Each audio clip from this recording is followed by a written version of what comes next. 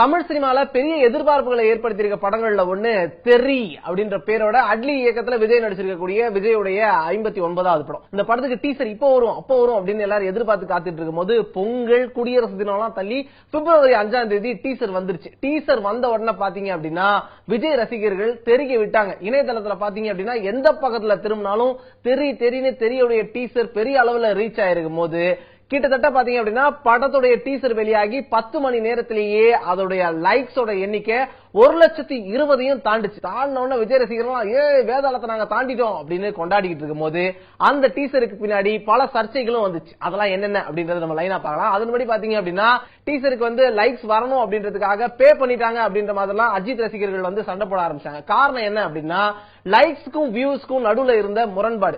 20,000 பேர் தான் வியூ பண்ணிருக்காங்க அப்படின்னு யூடியூப் காமிக்கும் போது கீழே பாத்தீங்க அப்படின்னா 50,000 பேர் லைக் பண்ணிருக்காங்க அப்படின்னு காமிச்சிச்சு. எப்படிங்க 20,000 பேர் பார்த்து 50,000 பேர் லைக் பண்ண முடியும் அப்படின்னு அவங்க சண்டையெல்லாம் போட்டுட்டு இருக்கும் போது திடீர்னு யூடியூப்ல இருந்தே தெரி டீசர் காணா போயிடுச்சு. எங்க போச்சு அப்படின்னு தேடிட்டு இருக்கும் போது காப்பிரைட்ஸ் பிரச்சனைகளால தெரி டீசரை இப்போதைக்கு எடுத்திருக்காங்க, மீண்டும் ரிலீஸ் பண்ணுவாங்க அப்படின்ற மாதிரி தகவல்கள் எல்லாம் வந்ததால ஒரே பரபரப்பு. ஆக மொத்தம் தெரி டீசர் ரிலீஸ் ஆகிறதுல ஆரம்பிச்சு லைக்ஸ் வாங்கி ரிமூவ் ஆன வரைக்கும் பெரிய பரபரப்புகளை ஏற்படுத்தி இருக்கு இந்த தெரி.